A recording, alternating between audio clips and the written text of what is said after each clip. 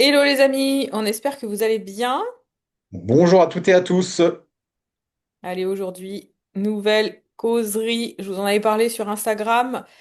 On va vous parler un petit peu de tout ce qu'on voit sur les réseaux, les mensonges, les influenceurs, les influenceuses, les sportifs de manière générale. Tout ce qu'on vous vend comme programme. On vous vend du rêve aussi également. Donc on va aborder tout ça. Mais d'abord, je voulais juste faire une petite parenthèse. Il nous reste quelques places pour les coachings qui débutent dans un mois, donc c'est-à-dire début avril. Donc si vous voulez prendre votre place, c'est maintenant. On vous met le lien sous cette vidéo pour prendre le rendez-vous. C'est un rendez-vous téléphonique qui est gratuit. Et on va voir avec vous si on est les bonnes personnes pour vous aider, quels sont vos projets de perte de poids, de construction musculaire, de remise au sport, enfin peu importe les objectifs que vous avez, on en discute au téléphone, on voit si on peut vous aider pour démarrer début avril.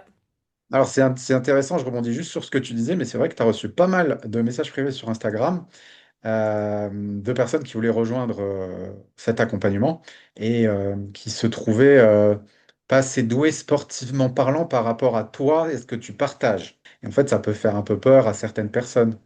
Tu vois, elles vont pouvoir peut-être se dire, ah, tiens, Céline est trop sportive ou c'est pas c'est des choses trop difficiles je vais devoir faire. Peut-être que c'est bien justement de parler de ça et de pouvoir dire que nous, dans les accompagnements, bah, on travaille aussi avec des gens extrêmement débutantes. Moi, quand je fais des programmes, notamment, parfois les programmes que je vais mettre, c'est juste de la marche dans un premier temps, c'est de la réathlétisation. Oui, oui, carrément.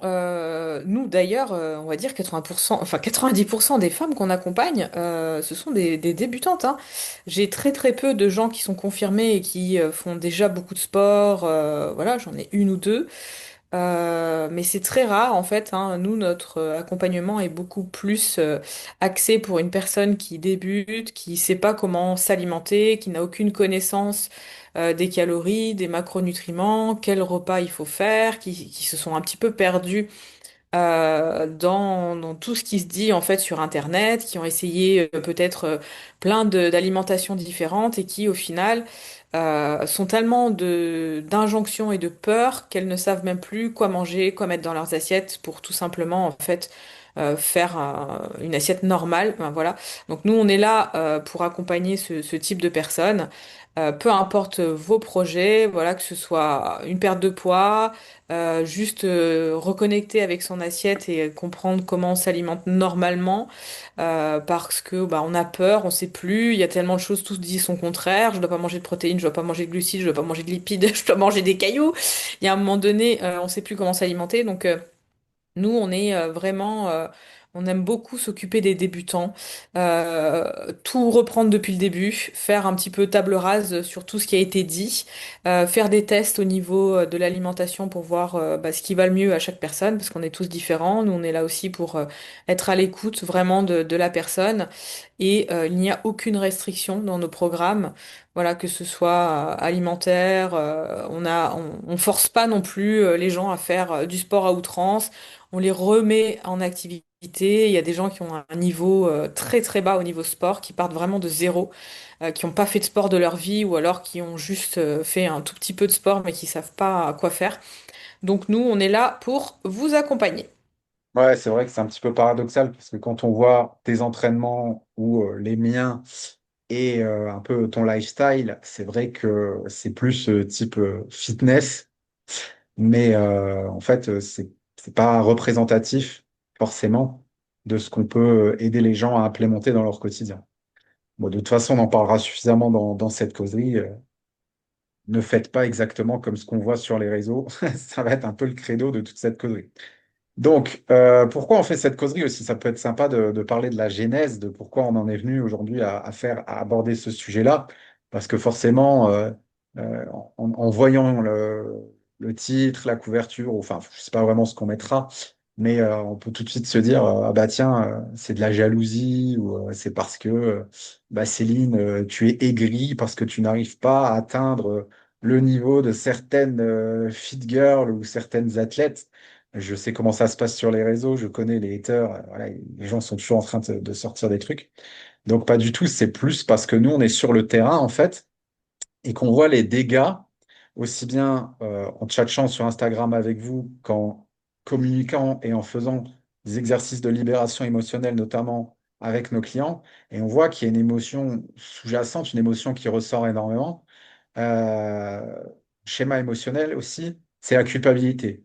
La culpabilité de ne pas être assez, la culpabilité de ne pas y arriver, la comparaison aussi qui fait naître cette culpabilité de ne pas réussir à être aussi sexy, aussi belle que ces fit girls que l'on voit, et à ne pas réussir à élever ses enfants, à avoir un business et à avoir un corps de rêve en même temps. Donc voilà, je pense qu'il y a énormément de souffrance qui émane de cette culpabilité. Et le problème, c'est qu'on ne voit pas les dessous de ce théâtre. On ne voit que bah, ce qu'on nous montre.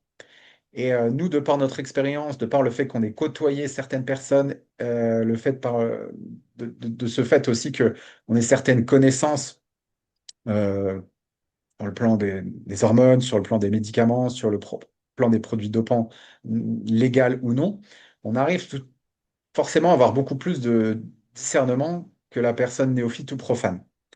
Donc c'est ce qu'on veut vous communiquer aujourd'hui. C'est pas par jalousie, c'est pas par envie, ni quoi que ce soit. C'est surtout pour vous que vous puissiez prendre vos décisions et faire vos choix en connaissance de cause. Voilà. Est-ce que tu as quelque chose à rajouter à ça, ma chère et tendre? Non, t'as dit l'essentiel. En fait, c'est en regardant vos messages privés, par exemple sur Instagram et tout ça, et avec les femmes aussi que j'ai en accompagnement, et ce qui revient tout le temps, certaines filles en fait viennent avec une photo, un idéal, en me disant voilà, je veux ça en fait. Et c'est ça qui m'attriste un petit peu parce que derrière tout ça, il y a des gens qui souffrent en fait de ne pas arriver à obtenir tel ou tel résultat parce qu'elles voient certaines filles voilà leur en mettent plein les yeux et elles se disent mais moi aussi je veux être comme ça, je veux être comme elle. Et en fait, ce qui m'a vraiment donné l'envie de faire cette causerie aussi, c'est les derniers messages que j'ai reçus d'une influenceuse. Alors, dans cette causerie, volontairement, je donnerai aucun nom, je citerai personne parce que j'aime pas faire ça. Voilà, c'est juste une constatation, c'est pas contre la personne en fait hein, que je vais en avoir, entre guillemets, c'est plutôt vous expliquer ce que moi j'en pense en fait de cette manière de faire. Donc il faut comprendre aussi qu'il y a beaucoup d'influenceuses de manière générale sur les réseaux sociaux, c'est leur fond de commerce, leur corps, donc elles sont capables de faire des choses qui peuvent mettre leur santé en péril pour gagner plus d'argent, avoir plus de followers, enfin peu importe aussi ce qui donne en fait cette impulsion, parce qu'il y a des gens, ils ont besoin de reconnaissance, il y a des gens, ils ont besoin de gagner de l'argent, peu importe en fait la raison pour laquelle ces personnes-là font ce qu'elles font. Mais en fait, j'ai reçu énormément de messages par rapport à une influenceuse en particulier, qui est déjà très très très mince, alors qu'à l'époque, elle faisait un petit peu la même chose qu'elle fait aujourd'hui, mais elle avait un physique qui était pas du tout le même. Et en l'espace de très peu de temps, son physique a changé du tout au tout, alors que c'était une personne qui était, on va dire, voilà, bien en chair, une femme normale en fait, avec un taux de masse grasse, on va dire, normal, qui faisait du sport. Et du jour au lendemain, sa shape a complètement changé et elle est devenue vraiment très très maigre, je dirais, avec un taux de masse grasse qui est très bas pour une femme et très difficile à tenir par expérience, naturellement. Bah, tu Et peux nous en parler de ça justement parce que on a eu beaucoup de questions sur le sujet, mais il y a plein de femmes qui savent pas en fait par rapport à ce taux de masse grasse. C'est quoi un taux de masse grasse santé pour une femme? Qu'est-ce qui est acceptable? Qu'est-ce qui est vraiment problématique? alors attends, je vais finir juste ce que j'étais en train de dire parce que sinon je perds le fil. Déjà que c'est très compliqué avec mon cerveau. Donc cette personne a beaucoup minci, a beaucoup maigri, je dirais. Et elle a fait une nouvelle vidéo sur Instagram, un nouveau réel, en disant que elle partait sur une sèche, une mini cut, alors qu'elle était déjà extrêmement mince et maigre et a enfilé des complexes à beaucoup de personnes. Et j'ai reçu une avalanche de messages en me disant, mais qu'est-ce que tu en penses? Tu trouves pas elle est déjà assez maigre comme ça? Tu trouves pas que ça devient de la pathologie à ce niveau-là, de toujours vouloir maigrir, maigrir, maigrir? Et en fait, ça m'a interpellée, hein, parce que moi, je l'avais vu cette vidéo, mais bon, voilà. Après, moi, j'en parle pas volontairement. Je suis pas là à casser du sucre sur le dos des gens. Mais là, je me suis dit bon, vas-y, il faut que je fasse quelque chose parce que j'ai eu vraiment beaucoup trop de messages et dans un sens, ça me fait du bien parce que je vois qu'il y a certaines personnes qui ouvrent les yeux quand même, qui se disent attends, attends, attends, attends, elle veut maigrir alors qu'elle est déjà ultra maigre. Il y a un problème. Donc ça m'a fait plaisir entre guillemets de recevoir ces messages aussi, de me dire bon il y a certaines personnes qui sont pas complètement occultées par tout ça et qui sont encore sensées dans ce monde. Donc voilà, c'est pour ça le pourquoi du comment. Je voulais juste terminer avec ça pour que je puisse expliquer pourquoi on en vient à ça aujourd'hui. Donc pour répondre à ta question par rapport au taux de masse grasse viable normal pour une femme. Je vous mets, si vous voulez, la photo. Bon, ceux qui seront sur les plateformes de podcast ne la verront pas, mais sur YouTube, vous la verrez. Je vous mets la photo de cette fameuse masse grasse chez une femme pour que vous puissiez, en fait, avoir conscience des taux de masse grasse. Donc, cette personne en question, elle est située au tout premier, à peu près à 12-14% de masse grasse, ce qui est extrêmement bas pour une femme et très difficilement tenable à l'année. Ensuite, vous avez le deuxième niveau, vous êtes à 15-17, donc ce qui est déjà assez bas aussi. Ensuite, vous êtes à 18-20, donc là, on est bas aussi. Et à partir, je pense, pour moi, hein, honnêtement, à partir de 21 jusqu'à, allez, 30%, on va dire qu'on est dans un taux de masse grasse normal pour une femme qui est euh, on va dire, en âge de procréer, même pour une personne voilà, qui est en préménopause, ménopause, etc., pour que ces hormones continuent de fonctionner normalement. Donc, situez-vous plutôt sur la colonne du milieu, entre 21 et 29%. Je vous Alors dis... attends, Ouais. parce que là, on est d'accord que ce que tu nous dis, c'est pas un truc sorti de ton chapeau quand tu dis un taux acceptable, machin, ni un facteur esthétique. C'est vraiment une norme santé pour que le système hormonal de la femme, son métabolisme, etc., ses fonctions vitales fonctionnent correctement. On est d'accord. Ouais. Ouais. C'est pas une appréciation personnelle que toi tu trouves sympa. Non, c'est pas ça, ça vient pas de moi. C'est vraiment des taux. euh, Physiologique. Voilà. Comment? C'est physiologique, c'est les taux. Oui, voilà, sont des taux physiologiques où pour une femme, on va être dans un cycle qui va être stable, une énergie qui va être bonne. Voilà, donc on va dire 21, entre 21 et 20, 25%, on est dans un optimal. On a un cycle qui est stable, on a une bonne énergie et on a un physique qui est quand même assez bien. Alors c'est sûr que on n'est pas dans les 12 et quelques et machin. Mais par contre, si on est dans les 12 et quelques, là, on est vraiment trop, trop bas. C'est là où on va avoir un cortisol qui est au plafond, on va avoir des problèmes de thyroïde, on va avoir des aménorrhées, en fait, hein, des absences de règles, etc. Donc, Alors, est-ce ouais. qu'il peut y avoir des... Excuse-moi, je te coupe, mais j'essaye de me reconnecter à toutes les questions que les femmes peuvent se poser et qu'on a reçues, encore une fois. Euh, Est-ce qu'il peut y avoir des exceptions? Est-ce qu'une femme, elle peut vraiment avoir une physiologie au top et être aussi sèche? Est-ce que ça existe? Je sais pas, j'ai pas été voir toutes les femmes comme ça. Je pense honnêtement qu'il y a peut-être certaines personnes qui, génétiquement, ou depuis tout petit, tu vois, qui ont vraiment euh, un taux de masse grasse qui est quand même assez bas, qu'elles arrivent à maintenir.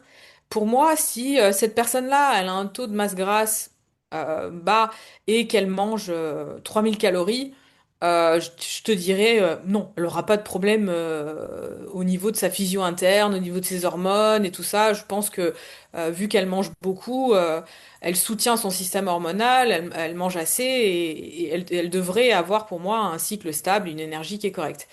En revanche, si pour avoir un taux de masse grasse aussi bas, ça demande des grosses restrictions caloriques, ça demande à être voilà bien en dessous des 2000 calories en étant très sportive. Là, oui, en effet, c'est problématique. Je pense que pour maintenir un taux de masse grasse bas, si on doit manger très peu et qu'on fait beaucoup de sport, là, oui, à un moment donné, il va y avoir un impact. Alors, on peut avoir aussi des exceptions, c'est-à-dire, t'as 20, 30 ans, ça passe. Tu vois, enfin, je veux dire, nous, quand on était gosses, on bouffait des quantités de Nutella et de sucre et tout, et on allait bien. Enfin, voilà. Tu fais la même chose à 40-50 ans, je pense que là, tu te prends une insulino-résistance dans la tête, tu deviens diabétique et compagnie, tu vois. Donc, encore une fois, je pense qu'il y a aussi l'âge, il y a aussi le nombre d'années que tu vas faire ça, il y a aussi ta tolérance, parce qu'il y a des gens qui ont un physique vachement plus robuste que d'autres et qui va tolérer des restrictions beaucoup plus longtemps que d'autres, qui vont se prendre le mur en deux-deux. Et la jeunesse, quand même, malgré tout, c'est pour ça que quand vous suivez des influenceurs, influenceuses, etc., essayez de suivre des personnes qui ont un peu votre âge pour vous identifier, mais gardez toujours à l'esprit, gardez toujours un esprit critique, que ces personnes-là peuvent aussi, à côté, prendre des produits pour aider un petit peu à aller plus vite, quoi. Ok, ouais. Donc là, c'est ce dont on va parler, effectivement. Comme tu le dis très bien, il peut y avoir des exceptions, ce qu'on appelle une golden génétique, tu vois, vraiment une génétique absolument incroyable, une femme qui peut manger 2500, 3000 calories, voire plus, faire énormément de sport et rester ultra sèche. Ça peut arriver, c'est une exception très rare, peut-être elle fait partie du top 0,001%, mais du coup, c'est pas du tout pertinent de se comparer à cette femme. Voilà, c'est comme se dire, waouh, pourquoi cet enfant de milliardaire a autant de chance, tu vois, d'être né dans cette famille alors que moi, j'ai grandi dans un HLM. Tu peux juste pas te comparer, en fait. Euh, mais maintenant, comme tu le dis très bien, il peut y avoir, en fait, des femmes, entre guillemets, lambda, normales, avec une génétique normale, et qui vont céder et qui vont tricher. Voilà, tout simplement, parce que bah, la triche, ça fait partie de l'humanité. Il y a toujours des gens qui vont essayer de passer de la nature humaine. Il y a toujours des gens qui vont essayer, on va dire, de gagner du temps, de gagner en efficacité en passant par des chemins de traverse. Alors, on va étudier un petit peu toute cette triche et on va pouvoir voir si vraiment les femmes que vous voyez sur les réseaux, les influenceuses, elles sont si enviables que ça, par exemple. On peut aussi se poser la question, est-ce qu'on peut comparer une femme lambda, hein, qui a un job, qui a des enfants, à une influenceuse dont le corps, c'est le business? Tu vois, est-ce que si ton physique génère ton revenu, est-ce que tu es vraiment dans les mêmes conditions qu'une femme lambda normale qui bosse 40 heures par semaine, quoi? Ça, c'est des questions qui sont tout à fait légitimes de se poser. Donc, en termes de dopage légal, entre guillemets, ce que je dis souvent, dopage légal, ou dopage socialement accepté, euh, ce dont on peut déjà parler, c'est de la caféine à haute dose. Alors toi, ma chérie, qui est un peu plus dans les salles de sport que moi quand même en ce moment, moi je suis quand même plus dans la montagne. On en parle souvent, mais tu vois beaucoup de gens s'entraîner, ou en tout cas être en incapacité de s'entraîner sans avoir recours à la caféine. Ah oui, bah carrément. Bah là, d'ailleurs, ce matin, j'étais en train de faire la poussière derrière le comptoir de la salle. Et j'ai servi des boosters, tu vois. Ouais. J'ai servi des trucs à base de caféine et tout ça, et il y en a plein qui n'arrivent pas à s'entraîner sans prendre un effet, un booster. Il y a beaucoup de gens aussi qui tournent au Monster. Vous voyez dans le milieu du feed game, toutes ces nanas qui boivent des Monsters et qui disent qu'elles sont complètement accros, qu'elles n'arrivent pas à s'en passer, etc. Et ça, dites-vous aussi que bah, elles mangent pas assez et qu'elles ont besoin d'un stimulant extérieur parce que sinon, bah, elles avancent plus. Ces personnes qui boivent du café aussi, pareil, attirent l'arigot, qui ont besoin de prendre du guarana, du thé vert, des choses en fait pour les stimuler. Les personnes qui boivent du coca, même du coca zéro, bah il y a de la caféine aussi dedans. Donc, on sous-estime en fait les effets de cette caféine qui vous maintient, on va dire, artificiellement debout, les yeux ouverts, alors que votre corps, il est complètement épuisé et rincé. Et il y a beaucoup de personnes aussi, on n'en parle pas, mais qui tiennent au système nerveux, en fait. Que le jour où le système nerveux il lâche, il n'y a plus personne, en fait. Hein. Donc, faut faire attention à ça, parce que le revers de la médaille de manger très très peu de calories pendant longtemps, le système nerveux, au bout d'un moment, il risque de lâcher. Ouais, donc la caféine, franchement, vous en rendez peut-être pas compte en fait. Encore une fois, je pense qu'on s'adresse largement à un public de femmes lambda hein, qui entre 30 et 50 ans, qui fait son petit job, etc., son boulot, puis qui va sur les réseaux pour pour passer un peu le temps et qui est du coup soumise à ces images de femmes hyper sportives, mais ce sont des femmes qui vont nous suivre, qui n'ont pas les deux pieds dans le domaine du sport. Et nous, on y est à fond. C'est notre boulot et on y est depuis des années. Donc, il faut bien comprendre que la caféine, c'est aujourd'hui la drogue la plus consommée dans le sport. Et je dis bien la drogue. Pourquoi je parle de drogue? Parce que euh, la plupart des gens qui fréquentent les salles de sport, ou en tout cas que vous voyez en tant qu'influenceur ou influenceuse sur les réseaux, tournent à 300, 600, voire plus milligrammes de caféine avant une séance. Pour info, un café, c'est entre 60 et 80 milligrammes. D'accord? Donc, ils s'envoient presque 10 cafés dans un tout petit shaker, là, dans un pré-workout, au goût chimique, et ils prennent ça. Et voilà, ils vont faire ça, et sans ça, ils ne pourraient pas faire une séance. Voilà, ils s'envoient dans un tout petit flacon l'équivalent de presque 5 à 10 cafés. C'est juste énorme. Donc le problème, c'est que, comme disait Céline, on va avoir complètement, ça va bloquer en fait l'adénosine. L'adénosine, c'est la molécule qui signale la fatigue, donc on va avoir une sensation de fatigue complètement diminuée, voire absente, une perception de l'effort qui est complètement réduite, une augmentation de l'adrénaline et de la fréquence cardiaque. Donc en gros, tu peux pousser plus fort, mais ton corps est toujours fatigué. Donc ce que ça va faire, ça, c'est que c'est très bien en fait de faire ça pendant 10 15 ans. Pendant 10 15 ans, vous tournez à ça, vous engrangez un maximum de followers et donc vous vendez un maximum de programmes, de coaching, etc. Donc vous pouvez demander à votre corps, en fait, vous mettez votre corps dans le rouge, mais il ne vous envoie pas les effets, ou en tout cas, ils sont masqués. Votre corps, il vous dit, votre cerveau, il dit, je peux continuer, votre corps, il vous dit, je suis épuisé. Donc ça, faire ça ponctuellement, 10 15 ans, comme un feu follet, ça va le faire. Sauf que dans 10 15 ans, vous ne serez pas là pour les voir. Elles vont arrêter, vont dire bah, je me reconvertis, elles vont partir vivre à Dubaï avec leur fortune, et vous les verrez plus, elles feront leur life. Elles arrêteront le sport, elles feront complètement autre chose, et puis vous vous souviendrez même plus d'elles. Sauf que à chaque fois que vous allez en voir une, deux, trois, bah, vous allez culpabiliser, vous dire pourquoi j'y arrive pas. Bah, pourquoi tu n'y arrives pas? Peut-être parce que toi, tu t'envoies pas 600 milligrammes avant une séance et voir 3, 4, 5, 10 cafés en plus durant la journée pour tenir. Donc ça, c'est déjà intéressant par rapport à la caféine, d'avoir cet angle de vision-là. Encore une fois, peut-être que vous ne le savez pas. Est-ce que tu as des choses à rajouter là-dessus sur la caféine, toi? Ouais, après c'est bien de commencer par le plus light entre guillemets parce que Ouais. je pense que c'est le plus light et le plus acceptable en fait finalement parce que ça reste du café, ça reste de la caféine, on voit pas trop les dangers de ce truc-là, on se dit oh bon, c'est une molécule entre guillemets naturelle. Tu vois, c'est pas en fait c'est pas vraiment considéré comme du dopage ça. Ah bah non, mais c'est du dopage légal, en fait, si tu veux. Ouais, c'est ça. C'est après moi qui suis dans le milieu de l'ultra, tu vois, qui fait beaucoup de trail, d'ultra trail, et qui suit aussi toute l'actualité, et puis qui participe aussi à des courses de moins en moins, mais qui peuvent aller de 12 à 24 heures. Donc forcément, quand tu passes une nuit dehors bah, sans caféine, c'est compliqué. Et en fait, je suis aussi beaucoup cette actualité. Et il y a tout un sujet autour du dopage dans ce milieu.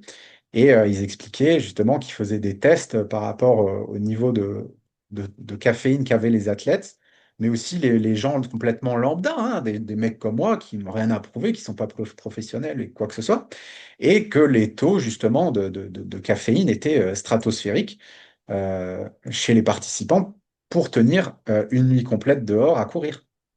Donc en fait, on se rend compte que sans caféine, la plupart des gens sont capables de faire ce qu'ils font. Hmm. Ouais, Red Bull et compagnie, Ouais. Donc, Guronzan. faut pas oublier non plus, comme tu le disais aussi tout à l'heure, que là, c'est pas anodin de faire ça, hein. Je vais peut-être parler des risques pour la santé, mais déjà, tu as une perturbation hormonale, parce que ça va augmenter le cortisol, ça va perturber ton sommeil, puis ça va perturber le cycle menstruel chez la femme.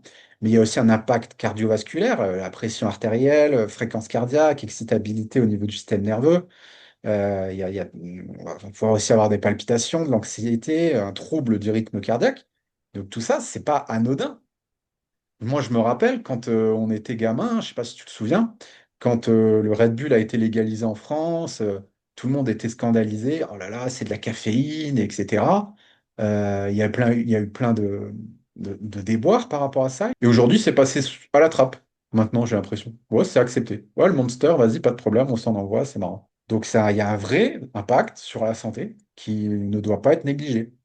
Donc ça, c'est pareil, quand vous, femme lambda, il y a absolument rien de péjoratif quand je dis femme lambda, attention, quand vous dites, bah tiens, j'ai pas l'énergie de faire ci, j'ai pas l'énergie de faire ça, alors que elle y arrive, bah ouais, mais d'un côté, vous avez du mérite, parce que vous sacrifiez pas votre santé, sur le court terme. Ouais, donc tu disais que c'était, entre guillemets, Ouais, c'est le plus soft. acceptable, c'est ça?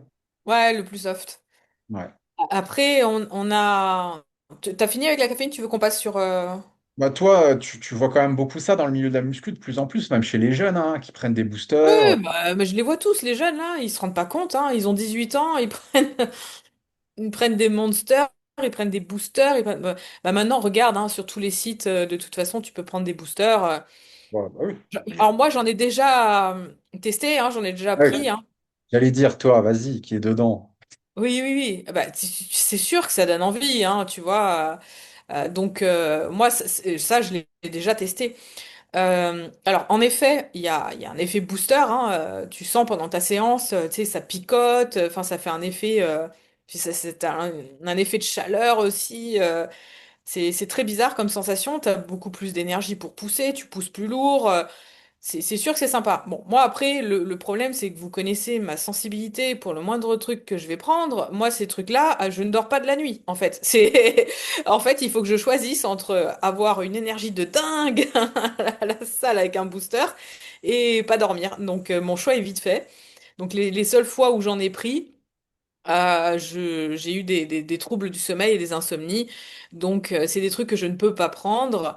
De la même manière que je vous en ai parlé aussi, j'avais commencé à tester l'ashwagandha.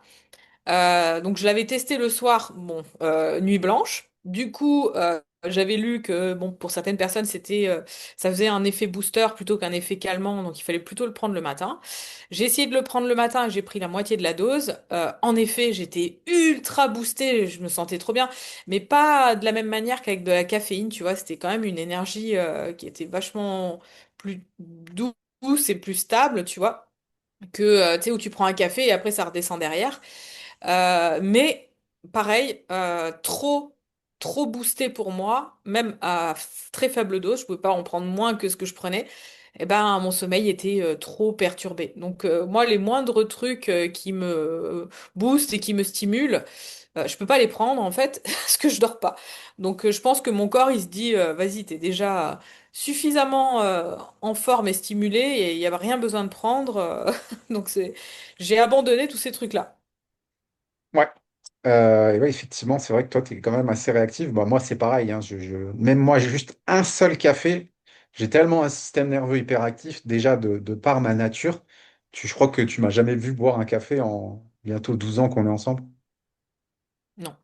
Voilà. Donc, Bon, puis, et au-delà de ça, toi, le café, ça te fait aller aux toilettes, je te dis pas. Donc, ouais, ouais, c'est en général. Ben moi, j'ai pas vraiment besoin de ça pour aller à la selle. Donc, effectivement, ça me met un booster de cabinet aussi. Et donc, j'ai tendance à aller. Ouais. Ouais. J'en ai pas besoin, puis donc je trouve aucun avantage. Et puis j'aime bien mon énergie naturelle. Et aussi, moi, j'aime bien s- ressentir à 100% les effets de ce que je fais et ce qui me va et ce qui me va pas. Quand je prends un truc comme ça, j'ai l'impression de passer à côté de quelque chose, de plus être 100% à l'écoute de mes vraies sensations. Et moi, quand je suis fatigué, j'aime bien faire quelque chose d'absolument incroyable et fou dans notre époque de dingue.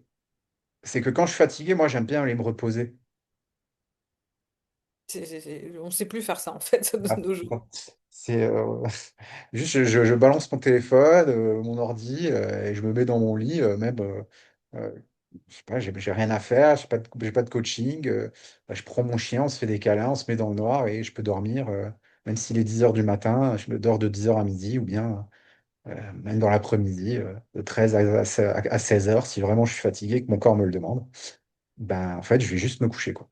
Mais en tout cas, la caféine, le problème, c'est que c'est ça, c'est quand on est fatigué, on le sent pas. Or, le corps humain, quand il est fatigué, on est comme les animaux. Ce qu'il faut, c'est juste aller se foutre au pieu et se reposer et se régénérer comme ça. Et voilà. Pas besoin de. Aujourd'hui, on essaye de nous vendre des trucs pour la récupération, les trucs comme ça, de fou. Juste dormir, en fait, c'est la meilleure récup, hein. Bref. Et le soleil aussi. Se mettre au soleil, c'est génial. Donc, par rapport à la caféine, on a fait le tour. Alors, le truc aussi, on reste dans tout ce qui est dopant un peu légal, hein, on va rester dans cette dynamique-là. C'est les anti-inflammatoires. Donc, toi qui étais en pharma, ibuprofène, naproxène, tu peux nous en dire un peu plus par rapport à ça? Ouais, aspirine aussi. Comment les influenceurs ils vont l'utiliser en fait? Bah, en fait, tu vas avoir beaucoup moins d'inflammation dans ton corps, donc tu vas pouvoir mieux, entre guillemets, récupérer et faire des séances beaucoup plus rapidement, Ouais. peu importe le type de séance. Parce que du coup, la douleur est masquée, c'est ça? Parce que tu masques la douleur artificiellement avec un anti-inflammatoire. Ouais. Donc, alors que ton corps, il t'envoie des signaux, que tu as certaines douleurs pour que tu puisses t'arrêter. En fait, peu importe dans quel sport, hein, tu vas prendre des anti-inflammatoires pour anesthésier artificiellement ton corps et pas ressentir la douleur et pouvoir continuer malgré tout. Donc en gros, c'est je prends de la caféine et je m'entraîne, continue à m'entraîner malgré la fatigue. Du coup, je me blesse, mais vu que euh, je veux continuer à m'entraîner pour garder mon physique, bah, je prends des anti-inflammatoires Mm. Ouais, pour c'est ça. masquer la douleur, réduire l'inflammation, continuer à m'entraîner, puis maintenir aussi le niveau de performance, le niveau de charge que je mets à l'habitude de l'entraînement, Ouais. pour maintenir une stimulation musculaire et garder ce niveau Ouais, en fait, d'adrénaline. tu fais presque un humain qui est sous artifice pour pouvoir tenir, alors que humainement, tu tiendrais pas. Tu tiendrais pas sans café et tu tiendrais pas sans anti-inflammatoire. Tu aurais trop de douleur. Ouais. Ouais, donc même si tu fais un mouvement qui peut être irritant, par exemple, sur ta coiffe des rotateurs, c'est pour bah, toi qui avais mal au dos ou quoi que ce soit, bon, bah, tu peux continuer à y aller, quoi. C'est ça.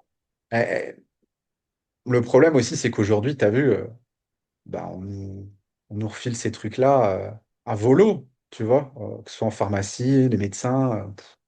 Oui, oui, bah après, il n'y a pas besoin d'ordonnance. Puis même, je vais te dire, c'est pas ça qui les arrête, hein, les gens, hein. Mais il y a plein de trucs Ouais. qui sont sous ordonnance ou qui sont interdits en France. Ils arrivent à se les procurer, hein. Ouais, donc par rapport à tout ce qui est euh, anti-inflammatoire, on peut citer notamment en termes de danger, bah, c'est très mauvais pour le foie.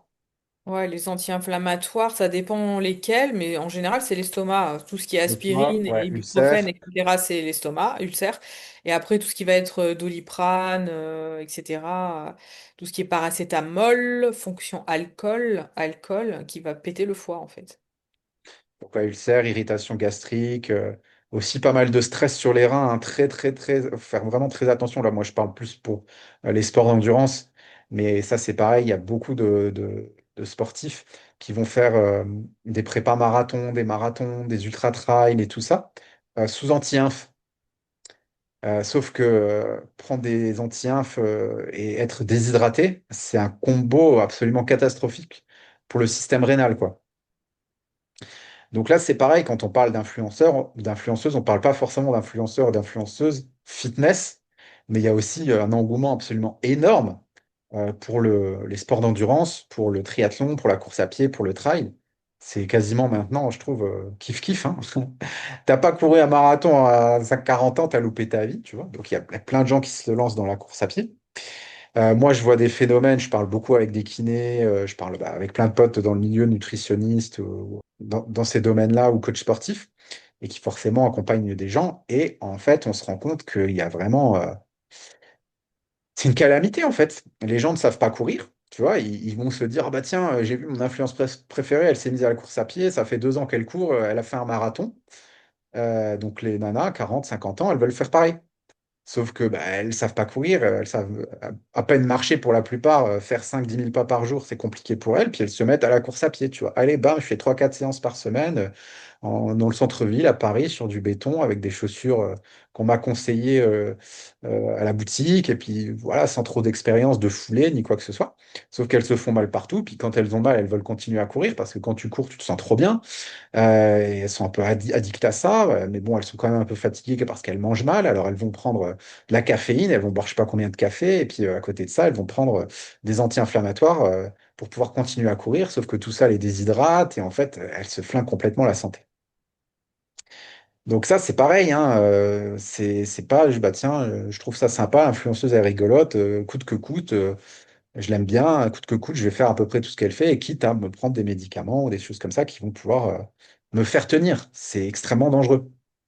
Bah, ça, il n'y a jamais personne qui en parle de toute façon, et je pense que la plupart des gens ne savent même pas que ces gens-là prennent des trucs. Oui, J'en ai oui. plein qui tombent des nues, tu vois, et qui me disent, ah bon, tu crois, elle prend des trucs? Je dis, mais en fait, c'est là que je me suis dit, mais je pense que les gens se rendent pas compte de En fait, l'envers du décor. ils n'ont pas de discernement parce qu'ils ne sont pas du métier. Et c'est comme tu disais, comme on disait, c'est des gens normaux qui ont un boulot, qui n'ont pas du tout les pieds dans le sport et qui se contentent de regarder ce que la pièce de théâtre, elle montre, mais c'est ce qu'on veut bien montrer, mais pas les coulisses. Alors qu'en fait, les réseaux, tout ça, ce n'est qu'une pièce de théâtre. Ne vous montre absolument que ce qu'on veut. Et il y avait une nana qui, mais il y en a plein des trucs comme ça. Il y avait une nana qui avait laissé fuiter justement hein, son protocole d'entraînement, de préparation au niveau médicaments, tout ce qu'elle prenait, etc. Mais les gens avaient ses followers et du coup, justement, les gens dans la santé thérapeutique, etc., avaient pété un câble. Ils disaient, mais t'es complètement taré de prendre tout ça, etc. C'est pas un exemple pour ta communauté. Et elle avait vite retiré son poste pour pas qu'on voit, tu vois, tout ce qu'elle faisait vraiment. Quand vous voyez des gens comme ça qui ont un physique, qui ont des performances exceptionnelles, qui bien souvent sortent de, vous savez pas trop d'où, posez-vous des questions. Donc là, on est juste pour l'instant dans le dopage légal, mais attendez quand on va arriver au dopage illégal.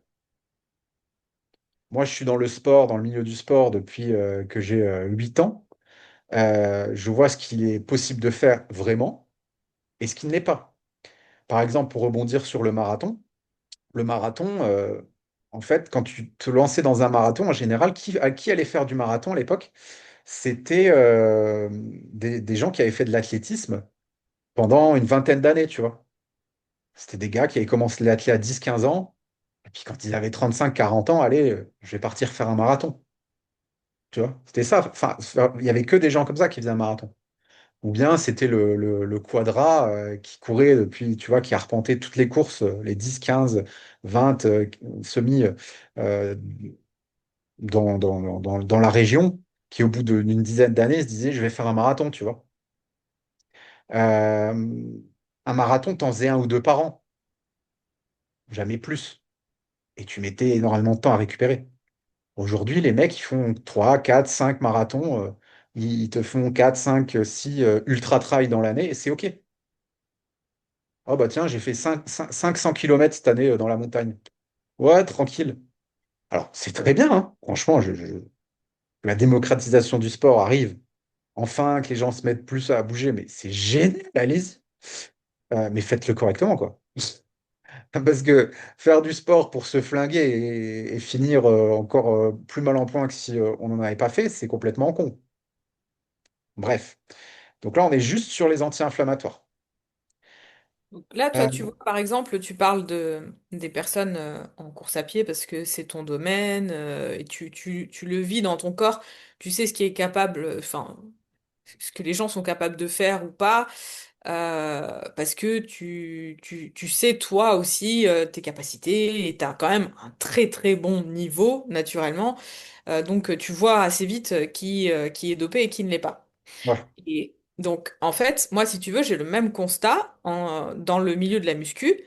Moi, pour vous dire, j'entame ma 7e année de musculation non-stop à 5 séances par semaine, à bouffer entre 2500 et 3500 calories par jour, à peser ma nourriture et à faire des entraînements de l'espace. Et je ne suis même pas au niveau de certaines personnes qui débarquent sur les réseaux et en un an arrivent à sortir un physique de l'espace. Donc moi aussi, c'est pareil. Et pourtant, t'as vu quand même mon physique, je prends du muscle assez facilement. Je suis Ouais, quelqu'un qui est quand même, tu vois, je suis pas la ouais. laborieuse. Non, non, Et et puis tu puis, as une densité musculaire qu'on voit pas forcément sur les réseaux. Moi, je peux te toucher, j'ai cette chance. Et t'es vraiment dur, quoi. Tu vois, on voit que t'es pas, comme tu dis, t'es pas la laborieuse qui va galérer, la bonne petite vata, tu vois, qui va avoir du mal à prendre du muscle. Non, non, toi, tes muscles sont denses, sont là, t'es en place. Et puis les entraînements, c'est pareil. L'autre coup, je t'ai filmé un entraînement, t'as même pas voulu que je publie la vidéo parce que, bah, en fait, t'avais une tête de diplodocus. Et, tu faisais une tête horrible. Enfin voilà, tu étais vraiment dans le mal. Et presque, tu t'es dit, non, mais je vais pas. Ça va presque décourager les gens de me voir m'entraîner comme ça.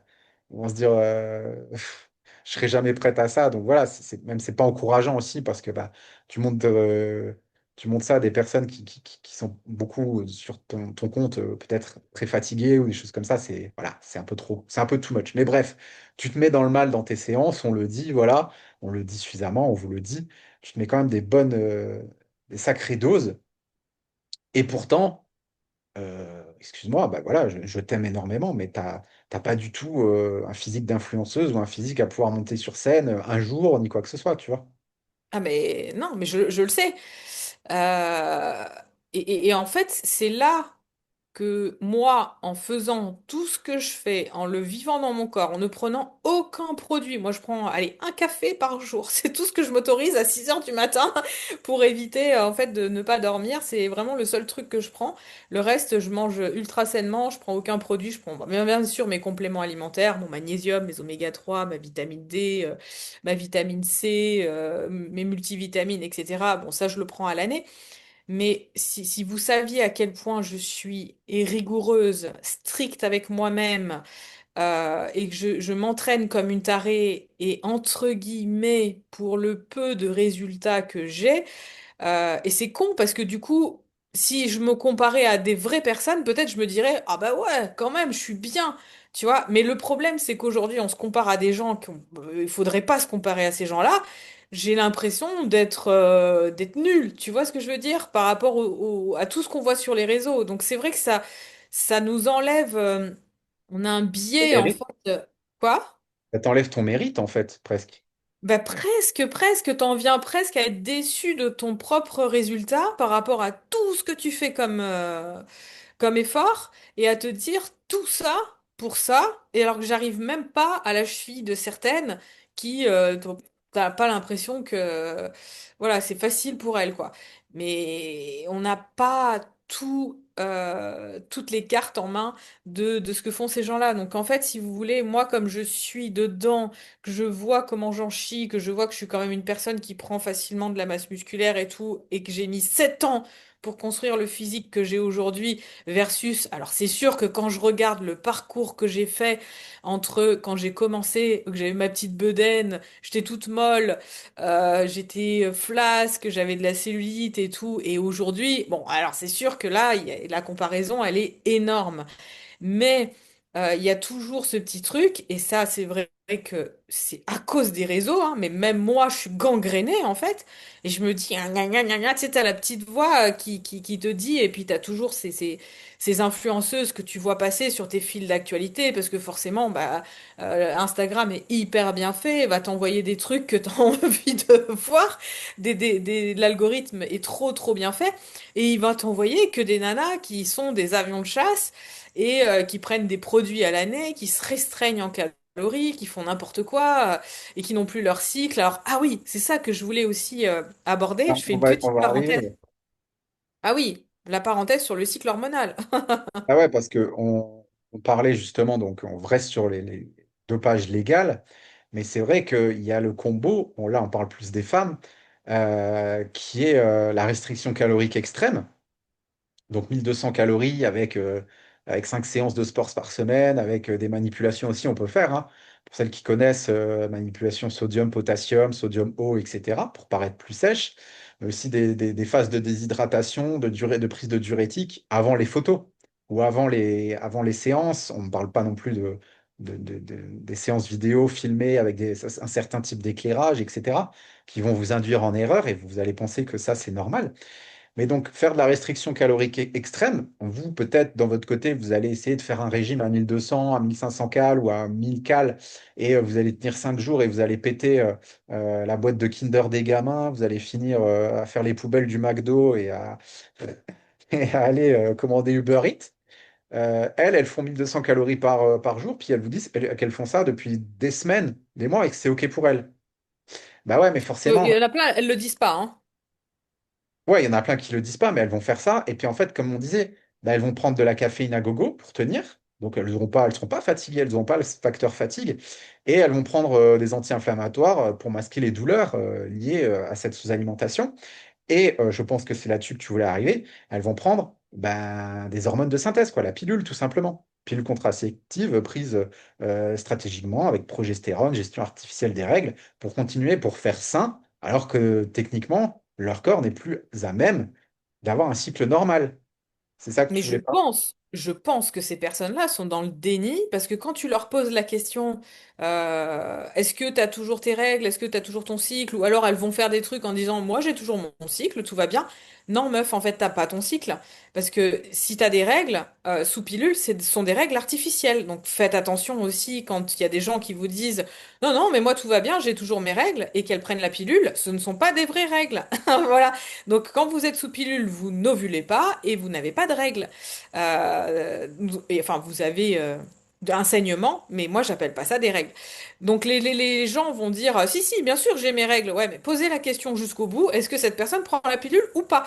Donc, si la personne ne prend pas la pilule, je vous garantis qu'elle n'aura pas ses règles. Donc, ne vous fiez pas à ça parce que c'est pas une garantie que cette influenceuse, justement, ne prend pas la pilule. Bon, après, il y a d'autres hormones qu'on peut prendre, les hormones thyroïdiennes, enfin bon, on en parlera tout à l'heure des anabolisants et compagnie, mais la pilule reste une hormone, et quand on est sous pilule, bah, on n'a pas de vraies règles et on peut continuer malgré tout à avoir des saignements et peut-être penser qu'on a toujours ces règles et que le cycle est bon, tu vois, il y a plein de gens, même qui ne le savent pas, hein, elles se disent, oh bah c'est bon, tant que j'ai mes règles, tout va bien. Parce que c'est vrai que c'est quand même un facteur, une sonnette d'alarme pour certaines femmes qui se disent, attends, j'ai plus mes règles. Ah, ça craint quand même.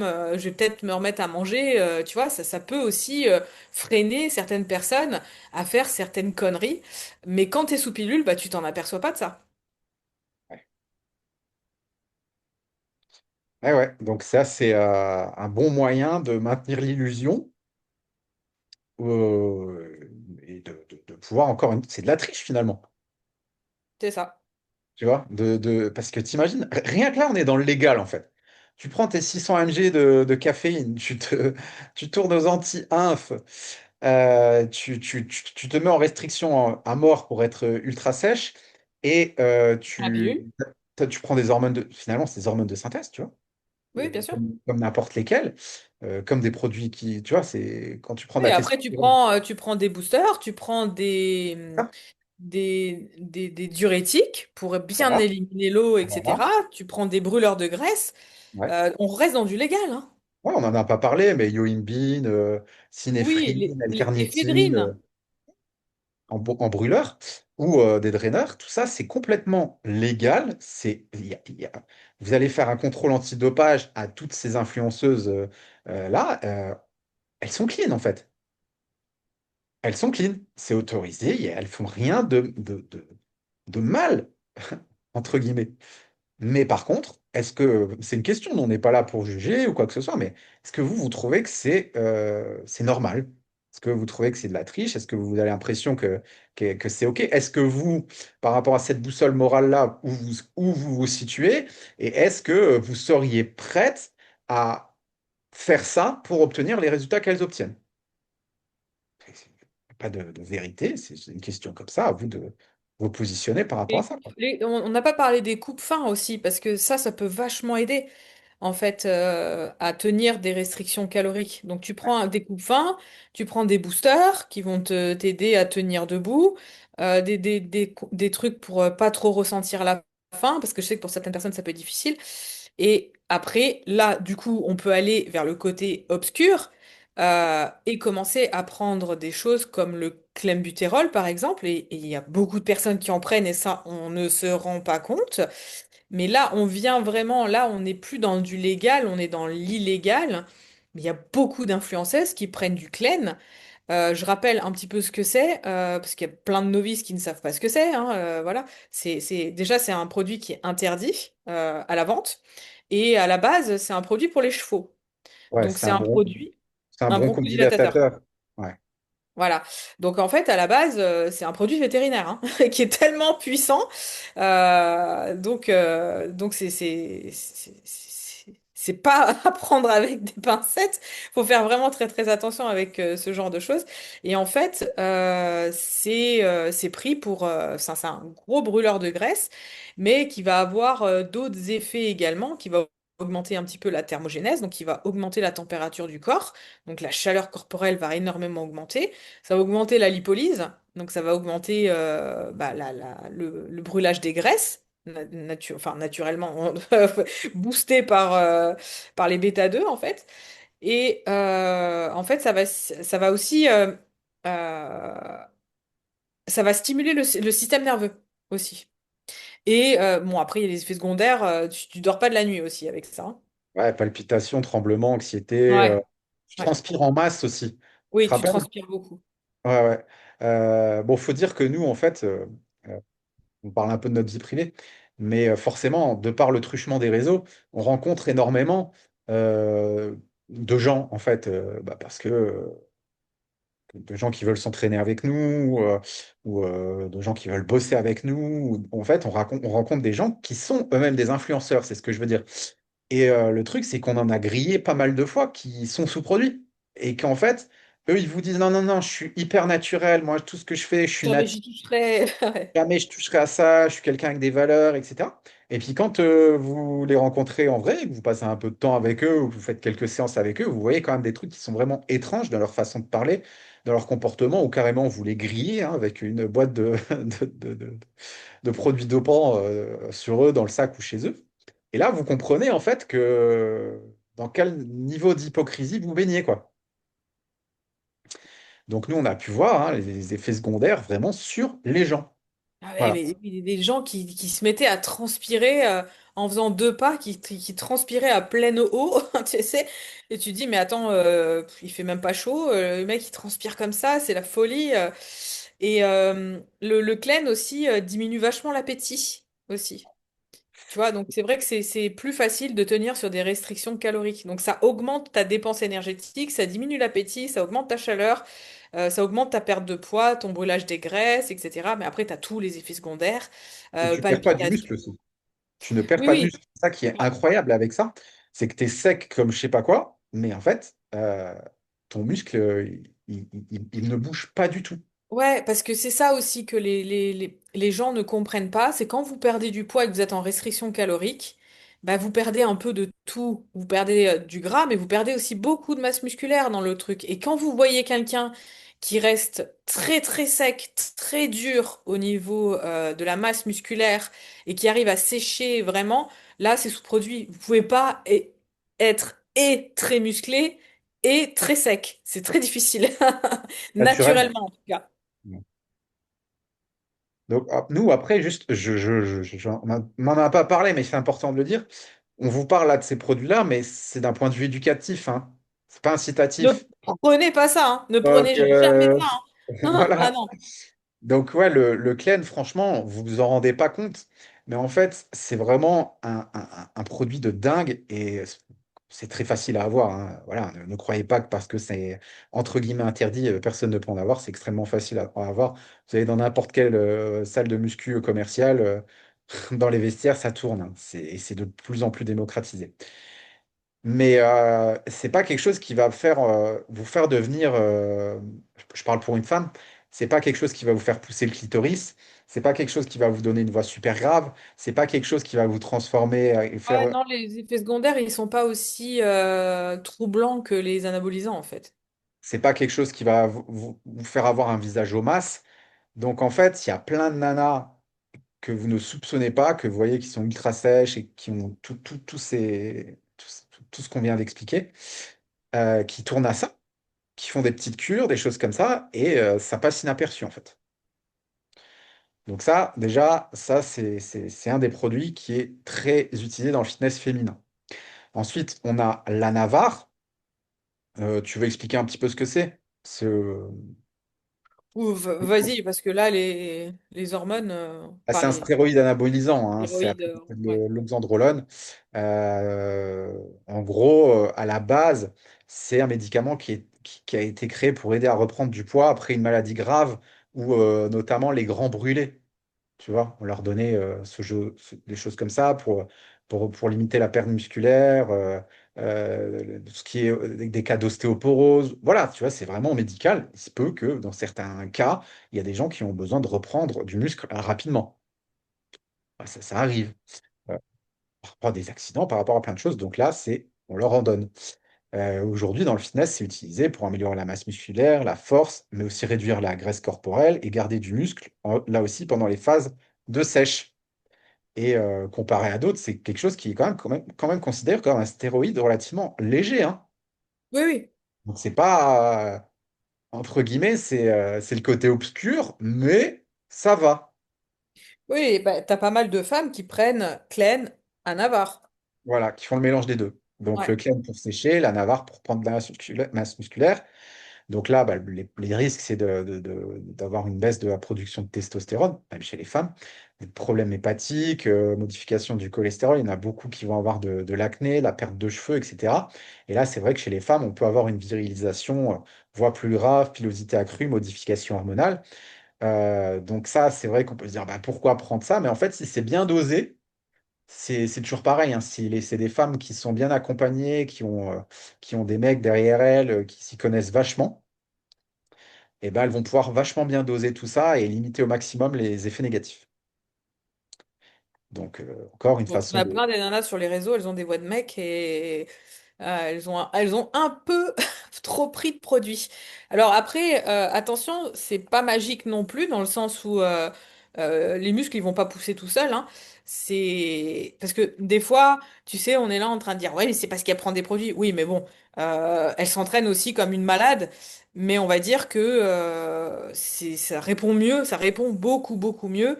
Ça n'empêche pas que si on veut des résultats, il faut s'entraîner. Oui, après, il faut remettre les choses dans le contexte. On dit toujours, on fait pas d'un âne un cheval de course. Tu vois, ça, bon, bah voilà.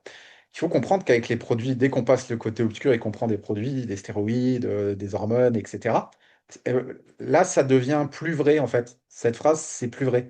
Tu peux prendre une nana lambda, bah, une des nanas qu'on va avoir, une des femmes qu'on va avoir en coaching, peut-être qui fait 80, 90 kilos, qui s'est jamais trop entraînée, etc.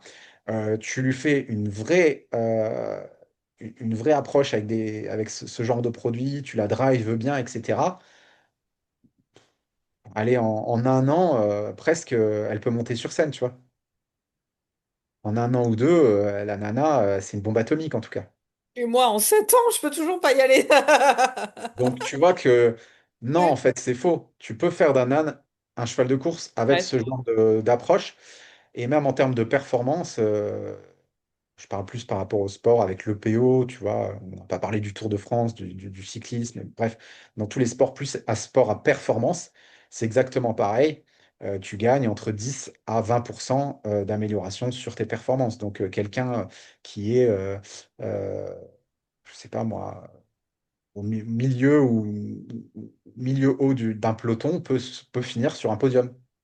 Là, on est du coup sur du plus haut niveau. Donc, il faut bien comprendre en fait que ce genre de produit, c'est vraiment la potion magique d'Astérix Obélix. Là, on part de n'importe quelle nana lambda qui se dit, bah tiens, je vais être une bombe atomique influenceuse, me lancer dans ce business-là, je vais faire ce qu'il faut, et elle peut le devenir, quoi. Au prix de sa santé, bien évidemment, mais si c'est bien fait, comme je le disais, pendant 10, 15, 20 ans, ça peut passer inaperçu, et elle peut s'en mettre plein les poches.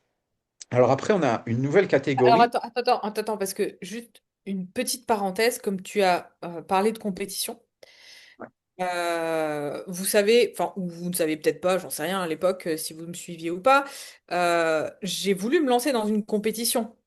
Mais la petite Céline qui a voulu se lancer dans une compétition sans voir l'envers du décor en fait. C'est-à-dire que moi, je pensais que bah ouais, bah, je pouvais faire une compétition et puis avoir ce niveau-là, que c'était juste que j'avais pas les bons coachs, qu'il me fallait quelqu'un, etc. pour m'accompagner sur les entraînements, qu'il fallait que je fasse les bons entraînements, qu'il fallait que je fasse la bonne diète, etc. et que j'allais pouvoir monter sur scène. Mais que nenni! Que nenni! Et en fait, c'est là où, en voulant vraiment me renseigner, en allant moi-même à des compètes, en voyant l'envers du décor, etc., que je me suis dit, bah en fait, jamais je ferai de compétition parce que je serai pas du tout au même niveau que les nanas. Bon, même s'il y a soi-disant des compétitions avec des niveaux nati, naturels, etc. Mais ça veut tout et rien dire, hein. Il y a des filles, elles ont pris des produits, peut-être elles en prennent plus, mais elles ont pu avoir un physique grâce aux produits, et voilà. Donc en fait, je me suis dit, mais pourquoi je vais aller faire ça, me confrontée à d'autres personnes qui prennent plein de produits alors que moi j'en prends pas et me retrouver dernière parce qu'en fait bah, j'ai pas le niveau, tu vois. Et puis moi c'était hors de question que je prenne des produits et en fait quand j'ai vu ça j'ai abandonné. C'est pas que j'ai abandonné le projet Ouh des là là, compétitions. Hein? ouh là là, t'as abandonné. Non, mais c'est comme Ouais. si tu joues aux jeux vidéo, tu sais que tout le monde a les codes. Tu sais, quand on était Ouais. gosse, on avait les codes pour terminer les niveaux et tout, ou avoir des super armes. Mais toi, t'es la seule qui a pas les codes, et après, tu pleures et tu te culpabilises parce que tu perds. Ouais, c'est ça. Et puis je me suis dit, j'ai pas envie de partir avec un handicap déjà par rapport aux autres. Et de pas être au niveau et puis au final de sacrifier aussi ma santé pour ça parce que j'ai vu aussi le taux de masse grasse qu'il fallait pour monter sur scène, les calories auxquelles il fallait descendre pour pouvoir faire une compétition et tout ça. Et je t'avoue que ça m'a un peu dégoûté et refroidi et je me suis dit non, en fait ça me correspond pas, c'est pas moi quoi. Carrément. Alors maintenant, il y a aussi, on est toujours dans les produits dopants, il y a les SARMs qui sont arrivés. Donc SARMs, c'est Selective Androgen Receptor Modulator. C'est une classe de molécules qui stimulent les récepteurs androgènes du corps, un peu comme les stéroïdes, hein, mais de façon plus ciblée. Et en fait, ils ont été développés, c'est tout récent, pour essayer d'obtenir les effets anabolisants comme le muscle et la force, mais avec beaucoup moins d'effets secondaires que les stéroïdes. Ils n'ont pas d'autorisation à de mise sur le marché encore, hein. Exactement. Voilà. Donc, c'est encore une zone très obscure, c'est tout récent, donc c'est presque encore pire, parce qu'on ne sait pas du tout. Bah, En phase d'expérimentation. Et d'ailleurs, un des coachs que j'avais pris à l'époque, hein, voilà, où je voulais faire des compétitions, j'avais bien dit que je voulais pas prendre de produits, etc. Tu vois, si tu veux, c'était la condition sine qua non pour que je fasse une compétition. Et lui demander déjà si c'était possible de monter sans produit. Bon, bien sûr, eux, ils vont te dire, ah bah oui, oui, oui, pour prendre des clients. Tu sais. Mais en fait, cette personne-là m'avait donné une référence de produit à prendre, tu sais, genre complément alimentaire, tu vois. Dans la section complément alimentaire que je devais prendre, donc il y avait de la yohimbine et il y avait non, je me rappelle plus le nom. Bref, AstraZeneca. non, non, non. Non, il y avait ce produit-là, si le nom me revient, je vous le dirai ou pas, parce que vous ne pas savoir. Et donc il me donne le nom de ce produit, mais sans me donner vraiment de... Et puis moi, tu me connais, hein, moi le moindre truc, je fais mes recherches, tu sais, moi je regarde le truc en long, en large, en travers, les effets secondaires, les machins, les trucs, et je me dis, mais c'est quoi ce produit? Et je vois marqué SARMS. Je dis, qu'est-ce que c'est que ça? Et là, j'ai commencé à rentrer dans la caverne d'Ali Baba. Et j'ai été voir en fait toutes les études, les machins, les trucs. Il y a même une chaîne YouTube spéciale, un mec qui parle que des SARMs de A à Z, qui explique tout, qui a même des protocoles et machins. Et en fait, je me suis aperçu que bah, c'était quand même des produits et puis qui étaient pas. Et puis lui, il me disait non, t'inquiète, tu peux prendre, y a aucun problème et tout, ok. Non, non, en fait, tu as pas compris. Moi, je tiens trop à ma santé pour prendre des trucs comme ça. Et quand j'ai vu ce que c'était, et puis que c'était même pas encore mis sur le marché, que c'était en phase de test. En fait, ils peuvent te les envoyer, mais quand ils te les envoient, ils te disent que c'est pour faire des protocoles de test, des études scientifiques, mais pas sur l'humain, tu vois. Donc ça, c'est chaud quand même le truc. Hyper facile Et à avoir, quoi. C'est hyper facile à avoir parce qu'en fait, c'est pas du tout comme des produits dopants où c'est vraiment illégal, entre guillemets. Là, c'est légal, tu peux le recevoir chez toi et tout, mais il y a marqué T'as pas le droit de le prendre. ne pas le prendre par voie orale pour un être humain, en fait, tu vois. Donc, c'est bien spécifié. Et là, je me suis dit, mais il est fou, lui. C'est pour ça que, en fait, ne faites jamais confiance à personne, ni à votre médecin, ni machin. Renseignez-vous avant. Parce que j'ai des personnes aussi, pareil, hein, les médecins ont prescrit la fameuse piqûre là pour la GLP1 là. Et sans savoir ce que c'était, les gens ont fait confiance et se sont fait des injections, tu vois. C'est après avoir eu les effets secondaires, les ci, les là, s'être renseigné que les gens se sont dit, mais attends, qu'est-ce qu'il m'a donné? Ouais, il m'a donné le Wegovy, le machin, tous ces trucs-là, quoi. Ouais, donc en fait, maintenant, on est dans un monde où on doit se méfier dans tous les sens. C'est pas parce qu'il y a un logo médecin presque Une que. figure d'autorité qui te dit de Ouais, prendre ouais, tes c'est produits, hein. même nous, hein, voilà. Combien de fois on vous dit, si vous avez des doutes sur ce qu'on vous dit, bah, faites vos recherches. Aujourd'hui, il y a suffisamment d'outils pour faire des recherches pour voir si on vous raconte des conneries ou pas. Et après, nous, on est ouvert à la discussion, bien évidemment. Donc ça, c'est pour les SARMs. Donc nouveau, voilà, comme disait Céline, bah, c'est ultra facile à voir. Mais bien sûr, on ne connaît pas. Bon, ils disent, ils vont te dire oui, il y a beaucoup moins de problèmes qu'avec les stéroïdes, machin, mais tu vois qu'il y a toujours des problèmes de foie, il y a des problèmes hormonaux, etc. Après, on va aussi avoir les hormones de croissance. Alors, les hormones de croissance, c'est juste une dinguerie, ce machin-là. Là, on ouvre vraiment la boîte de Pandore. Donc, pour vous dire, je sais pas si vous avez déjà vu des fois les bodybuilders sur scène quand ils montent, vous voyez des mecs hyper musclés et on a l'impression qu'ils ont un ventre énorme. Et ils ont les abdos, ils ont une grosse panse, mais des abdos sur la panse. En fait, c'est parce qu'ils ont pris des hormones de croissance et autres choses. Et en fait, les hormones de croissance ont continué de faire pousser en fait leurs organes, leurs viscères. Et donc, ils ont des gros viscères, c'est pas du gras, ils ont des gros viscères et les abdos. Donc, les hormones de croissance, c'est juste incroyable, hein, ça vous fait tout grandir, hein. C'est c'est les mêmes types d'hormones de croissance que vous sécrétiez quand bah, vous poussiez, quoi, hein, que vous êtes passé de. Ça fait grandir aussi le sexe chez l'homme. Ah non, ce serait bien, hein. Sinon, j'en aurais pris à fond, hein. Non, je rigole. Non, non, parce qu'en fait, euh, il peut pas faire augmenter la taille du pénis parce que la croissance est déjà terminée, entre guillemets. Comment tu expliques que ça augmente le clitoris chez la femme alors? Et ça, c'est plus la testo. Ah, Tu vois, c'est la testostérone qui fait grandir le clitoris, comme elle fait pousser les poils ouais. des femmes. Ah Tu ouais. vois? Parce qu'en fait, la testostérone, avoir des poils, c'est une des caractéristiques finalement masculines. Ouais, ouais. Donc, c'est pas l'hormone de croissance qui fait pousser le clitoris, C'est c'est la la testo. testo. Voilà. Donc, l'hormone de croissance, c'est vraiment c'est une dinguerie parce que justement, elle permet, elle agit surtout sur les os, les muscles, les tissus et le métabolisme des graisses. Donc, c'est ce qui nous intéresse le plus. Donc, virer les graisses, avoir des os solides, des muscles solides, des tissus, etc. Solides. Voilà. Maintenant, Ouais, mais forcément, bon, si t'as une panse d'ours avec ça, excuse-moi, mais c'est pas après, joli. c'est toujours pareil. C'est dans des cas extrêmes, c'est ça, c'est des bodybuilders, des mastodontes qui prennent ça et euh, qui effectivement peuvent avoir les intestins, le foie aussi, même le cœur. Le cœur peut être touché, les reins. Donc c'est extrêmement dangereux quoi, de prendre ça. Mais même en prenant des petites doses, si tu veux, on voit déjà des résultats qui sont juste incroyables. Ok. Donc ça, c'est pour les hormones de croissance. Et puis après, tu me parlais de testostérone, bah, il y a aussi chez la femme, parce que forcément, si tu vois des femmes qui prennent beaucoup de testostérone bah, de synthèse, comme tu dis, bah, elles vont avoir la voix plus grave, elles vont avoir le clitoris qui pousse, elles vont avoir des poils qui poussent, c'est pas très sexy, etc. La barbe aussi, hein. La barbe, mais du coup, le problème, c'est que la testostérone, c'est une hormone juste incroyable pour la construction musculaire et puis pour être sec, etc. Euh, donc, elles font des microdosages, tu vois. Elle s'injecte juste ce qu'il faut pour pas avoir les effets négatifs, mais juste les effets positifs. Et puis même, quand on parle de testostérone, on parle aussi c'est une énergie, t'as une énergie de fou, quoi, avec la testostérone.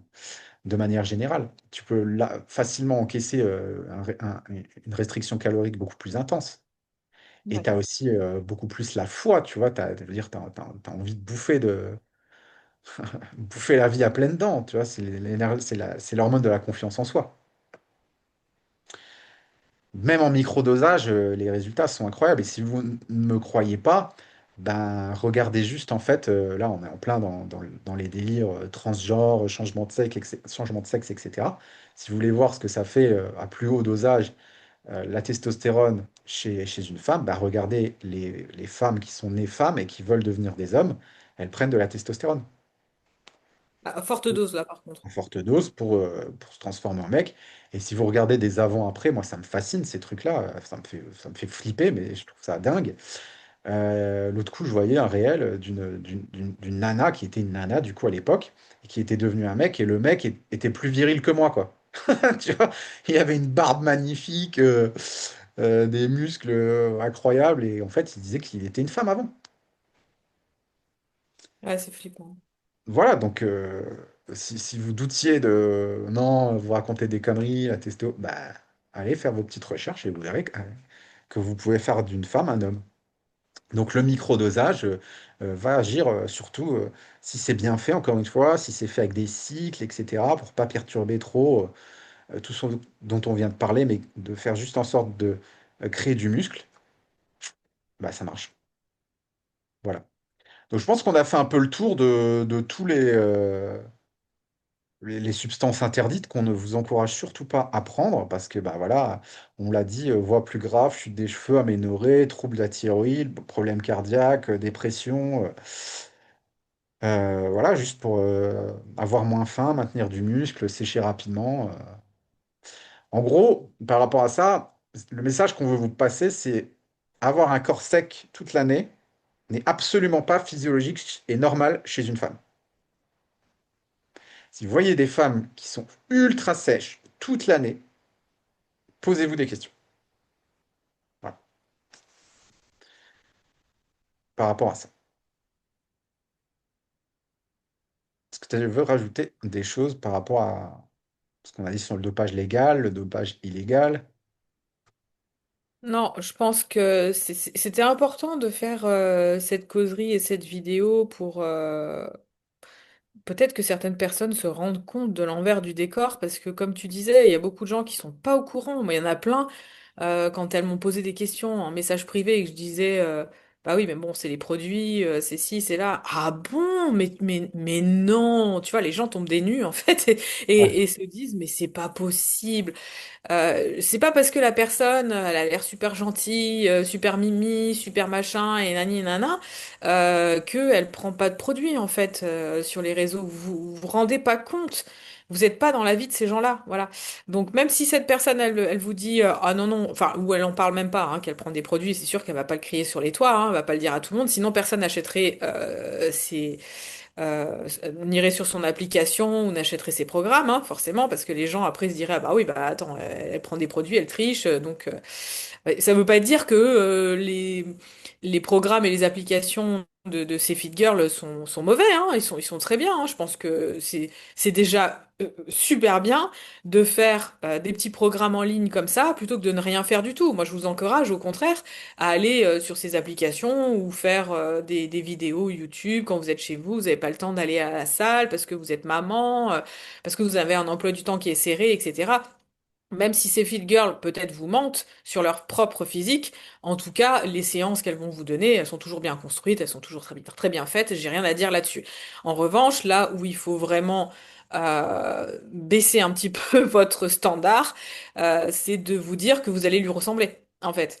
Parce que c'est pas possible. Voilà. Donc, Moi, encore une fois, je suis pas, enfin, je suis de ton avis sans être de ton avis. Tu vois, sportivement parlant, je suis pas fan non plus de ce qui est fait dans ce genre d'appli. Mais bon, c'est un autre débat et c'est pas non plus des stratégies que moi personnellement en coaching j'utilise quoi. non, non, mais encore une fois, C'est mieux que de rien faire. et Je suis voilà, complètement on d'accord. en est là. Voilà, quand t'as pas de temps et machin, et que t'es chez toi et que tu fais quelques petites séances, c'est toujours mieux de bouger, de transpirer un petit peu, de faire des séances et tout. Alors, c'est sûr, c'est peut-être pas optimal pour construire de la masse musculaire, etc. Mais c'est déjà mieux que rien. J'ai pas envie que les gens se culpabilisent et se disent, ah bah non, bah du coup j'arrête parce que ça sert à rien. Non, c'est pas vrai. t'as raison. C'est toujours très très bien de faire un peu de sport. Moi, je suis toujours la première à dire, ok, bon, c'est pas grave, peu importe ce que tu fais, même si c'est du yoga, du pilates, etc., que tu débutes et que tu te mets à une activité physique, c'est toujours bien de faire ça. Mais là où moi, je veux vraiment faire un point là-dessus, c'est sur les personnes qui espèrent un jour avoir ce physique, qui espèrent un jour avoir des taux de masse grasse très très bas, qui pensent que c'est ça la normalité. Donc je vous remets encore une fois la photo que vous puissiez voir en fait où vous vous situez et où vous devriez vous situer. Et là où certaines influenceuses se situent et que c'est pas bon, donc la première rangée en haut, c'est la plupart des influenceuses que vous suivez, c'est ça. Donc ça, c'est pas tenable. Entre 12 et 20%, c'est très très difficilement tenable à coup de restrictions de produits divers et variés et d'entraînement intensif. En dessous, la ligne du milieu, on est dans la normalité, on est dans la santé, on est bien, on a son cycle, on a une bonne énergie, on peut s'occuper de ses enfants, faire son travail, etc. Et on n'est pas impacté par des problèmes métaboliques. En revanche, la ligne du dessous, quand vous commencez à être au-delà des 30%, là, c'est problématique. C'est problématique pourquoi? Bah, parce que déjà, on va être beaucoup plus lourd, ça va être beaucoup plus difficile pour s'habiller, ça va être beaucoup plus difficile pour monter des escaliers, faire certaines choses, et puis on va vers de l'insulinorésistance, voire du diabète. Donc là, il faut faire attention de pas être dans cette zone-là et de rester quand même dans la zone entre 20 et 30% pour être dans la zone optimale pour une femme, pour être en bonne santé, pour avoir ses cycles, pour avoir une bonne énergie, pour avoir un système hormonal qui fonctionne bien. Parce qu'une femme, elle a besoin, encore une fois, de masse grasse. Et c'est pour ça que moi, j'aime bien aussi vous parler de tout ça et vous démontrer que la normalité, elle est là. J'aimerais qu'il y ait beaucoup plus de personnes qui soient honnêtes et qui disent la vérité, que voilà, on devrait se situer à peu près dans cette zone-là, entre 20 et 30%, encore que 20, c'est déjà assez bas. Il faut être quand même très très sportif pour atteindre ce niveau-là. Voilà, Ouais, donc c'est après, vraiment le... après, c'est important de dire qu'on n'a pas non plus un double discours, parce que c'est vrai que d'un côté, nous, on va avoir ce discours-là où on va dire, faites gaffe, ne descendez pas en dessous des 20%, etc. Mais en même temps, il y a des fois sur Instagram ou des choses comme ça où on va dire, ouais, vous êtes grossophobe. Tu vois, on n'est pas en train de faire un double discours non plus, dans le sens où euh, c'est super important de prendre sa santé en main. On n'est pas en train de faire la promotion du fait du body positive, par exemple. Dire laissez-vous aller, vous pouvez manger tout ce que vous voulez, euh, tous les corps sont beaux. C'est pas ce qu'on est en train de dire, c'est pas ce que Céline est en train de dire. Oui, Donc oui, en fait, ce juste milieu, il est important, voilà, c'est-à-dire c'est que ça. trop bas en masse grasse, c'est pas sain. C'est pas parce que le corps, on a les abdos apparents et machin et tout ça qu'on est en bonne santé, hein. Non, non, pas du tout, hein. Parce que souvent, ça reflète ça, tu sais. Il y a beaucoup de personnes qui se disent, ah, bah, c'est parce que je suis pas sèche, donc je suis pas en bonne santé. Non, bah, en fait, chez une femme, être sèche, c'est pas signe de bonne santé, hein, je vous le dis direct, hein. Exactement. Situez-vous à la zone du milieu, en fait. Ni trop peu, ni trop. Trop, c'est pas bon non plus. Alors, au-delà du fait que peut-être certaines personnes se sentent mal dans leur corps parce que bah, elles sont trop enrobées, elles ont trop de graisse, etc. Mais moi, c'est surtout le côté santé, tu vois, On que je vise. vais pointer du Intéressant. doigt. Ouais.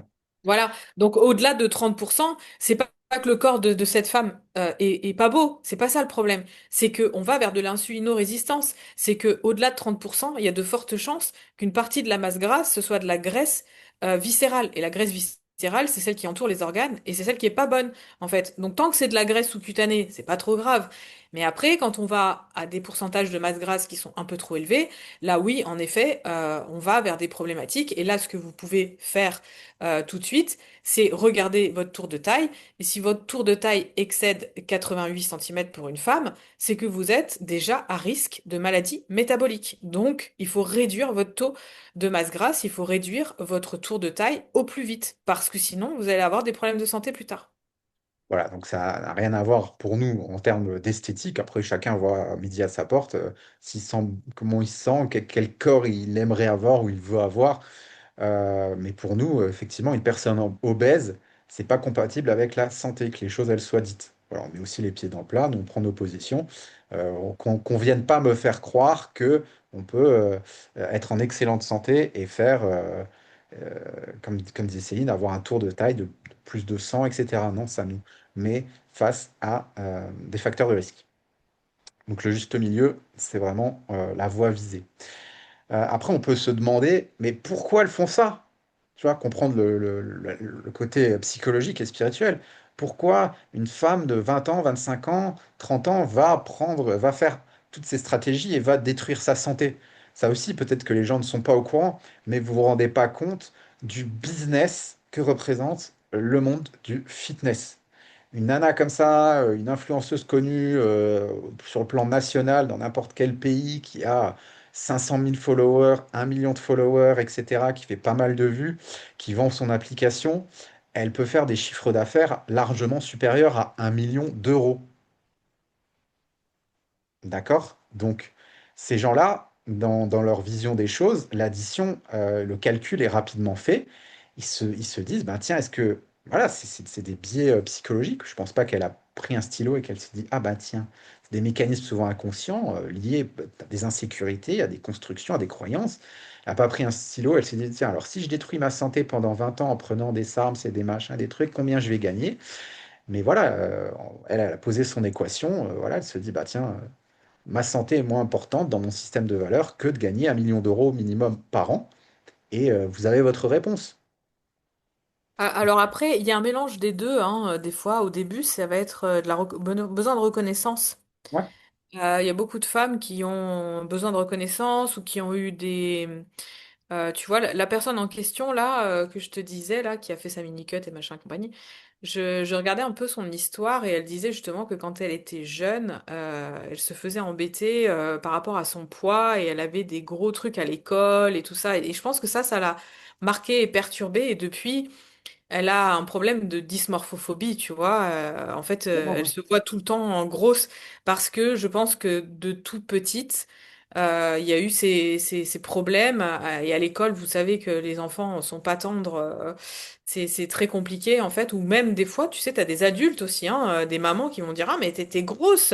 ouais, Qui vont faire culpabiliser leur enfant, qui vont les mettre au régime et les emmener voir les diététiciennes.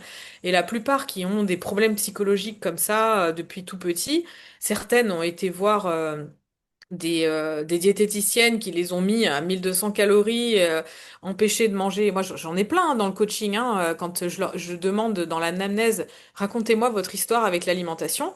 Alors, mon histoire avec l'alimentation commence très jeune, à partir de 10 ans. Tu vois, il y en a certaines, elles commencent leur discours comme ça. À 10 ans, ma mère m'a mis au régime. À 10 ans, ma mère faisait Weight Watcher. À 10 ans, je suis allée voir une diététicienne. À 10 ans, on me disait que j'étais trop grosse. Alors qu'en fait, la personne, elle était dans la normalité. Enfin, tu vois, c'était pas une enfant obèse, mais qui avait peut-être un petit peu... moi, j'étais comme ça, hein, aussi, en étant gosse, j'étais un peu enrobée, tu vois. Et donc, tu as certaines personnes où leur histoire personnelle avec l'alimentation commence déjà à la partir de 10 ans, tu vois. ouais, Et ça, on se rend pas compte, mais ça fait des dégâts énormes. Et après, plus tard, on se retrouve avec des nanas de 30, 40 ans qui ont des problèmes psychologiques, qui sont toujours pas réglés par rapport à ça, avec leur image, et qui du coup se retrouvent influenceuses malgré elles. ouais. Parce que elles ont ce besoin de prouver que maintenant elles sont minces et machin, et au final, après, bah, elles ont créé un business autour de ça, en fait, de ce manque de reconnaissance. Ouais, et puis au final, après, si tu regardes bien, c'est le serpent qui se mord la queue, parce que finalement, elles obtiennent aussi de la reconnaissance de par leur réussite financière et leur ascension de l'ascenseur social, dans l'ascenseur social finalement. Tu vois? Exactement. C'est un plan machiavélique de l'esprit qui ne les emmènera pas vers une vie heureuse, finalement. Et presque la question aussi à se poser à nos abonnés, c'est est-ce que vous aimeriez cette vie-là? Une vie, finalement, où votre corps est un produit marketing.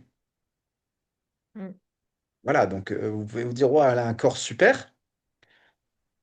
Avec tout ce qu'on vient de vous expliquer, en comprenant les biais psychologiques aussi, est-ce que vous aimeriez être dans cette vie? Voilà. Nous, en termes de réussite, on s'est déjà retrouvé à ce carrefour-là et à devoir prendre ces décisions. Et ces décisions, on n'a pas été dans cette voie-là. Je pense qu'il y a pas il faut comprendre qu'il n'y a pas de réussite sans volonté de réussir. Encore une fois, si vous n'avez pas ce discernement, si vous êtes encore dans la naïveté de penser que une influenceuse a un jour publié une vidéo sur son compte Instagram, elle avait 100 abonnés, cette vidéo a explosé et elle s'est retrouvée avec 1 million d'abonnés parce que c'était une personne sympathique et débonnaire, vous vous foutez complètement le doigt dans l'œil. Une personne qui a 500 ou 1 million d'abonnés sur n'importe quel réseau, c'est quelqu'un, un bourreau de travail. C'est quelqu'un qui passe toute son énergie et toutes ses pensées sont focalisées vers je veux du like, je veux des abonnés.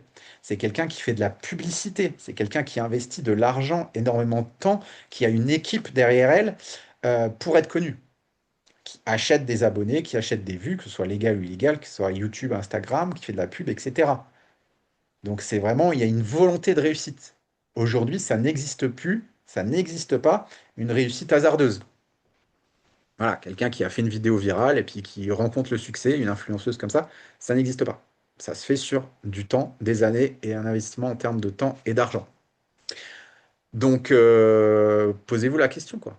Faut se poser, est-ce que je voudrais cette vie-là? Nous, on s'est posé cette question et nous, non, on n'en voudrait pas, en fait.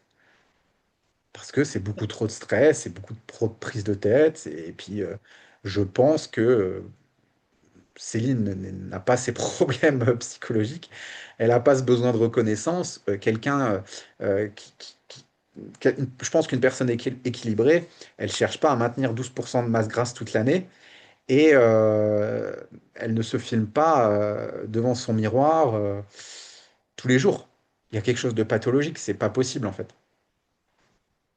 En parlant de filmer, tu sais, il y a un truc on n'a pas parlé, on a parlé du fait que les influenceuses, etc., mentaient sur leurs conditions de manière générale, leur santé, les produits qu'elles prenaient, etc. Mais on n'a pas parlé de ça, de toutes les fake vidéos et fake photos, Ah en oui, fait. avec l'IA, Eh ben, t'as alors, pas vu? forcément avec l'IA, mais maintenant, tu sais, il y a plein de trucs où tu peux modifier même une vidéo, en Ah ouais, fait ouais, ouais, ouais. avec des applications, des trucs comme ça. Tu sais, tu peux te tracer des abdos, tu peux faire plein de trucs. Oui. Ouais, ouais, c'est C'est ouf. violent. On n'a pas parlé de ça et on n'a pas parlé non plus de toutes les opérations Ah oui. que les personnes font. Parce que tu sais, mais il y a ces nouvelles opérations où tu vas aspirer les abdos, Ouais, c'est vrai, la ouais. graisse autour des abdos et les chirurgiens te dessinent les abdos. Je sais plus comment ça s'appelle, Ah ouais. etching, je sais plus quoi. Et c'est un truc de malade mental. Donc, il y a ça aussi, hein. Les gens ne vous disent pas qu'ils ont fait un BBL, qu'ils se sont fait refaire les fesses, qu'ils ont fait le truc au niveau absorber les abdos, les fausses vidéos, ou même ne serait-ce que, tu sais, les vidéos sous un angle particulier, avec une caméra particulière. Il y a des caméras maintenant qui t'amincissent Ouais. carrément. J'ai vu ça, c'est un truc de fou. Maintenant, la fille, tu la vois en vidéo versus tu la vois en vrai, tu dis, mais attends, c'est pas la même. Rien que l'éclairage. En fait, si tu mets tous les facteurs d'optimisation pour un rendu visuel, alors on peut passer du dopage légal, illégal, jusque à une sèche bien faite avec des diurétiques, prise avec une séance de photo à l'instant T, etc. On arrive sur une bombe atomique et la nana, tu la prends un mois après en la sortant de tout ça, ou c'est juste une nana absolument normale, comme on en croise plein, mais en fait, elle passe complètement inaperçue dans le lot. Et en fait, elle te fait culpabiliser sur une photo, alors que finalement, c'est de la triche. Mais oui, c'est ça, c'est ça. Ouais, oui, Tu ça vois. triche dans tous les sens, en fait. Et C'est pour pour ça rebondir que ce sur... que vous voyez sur les réseaux, prenez du recul, vraiment, hein. Non, mais pour rebondir aussi sur l'aspect purement financier, c'est toi qui m'avais envoyé le mec, là, sa transformation physique incroyable réalisée avec de l'IA, Ah oui! et qui a le mec, donc il a fait un avant-après au début, c'est un gars vraiment en surpoids, etc. Et à la fin de la transformation physique, en vidéo, il finit vraiment athlétique, bien, etc. Et en fait, il a traduit sa vidéo en plein de langues et il l'a balancé sur tous les réseaux sociaux de ces langues. Et il a vendu des programmes en lien avec cette transformation physique. Et le mec s'est fait des couilles en or, quoi. Mais personne n'a rien vu, hein. Personne Et n'a rien vu. c'était tellement bien fait que personne n'a rien vu. Donc vous voyez que Et puis il y quand il y a avait quelqu'un qui commentait, attention, c'est de l'IA, le message était supprimé, tu vois.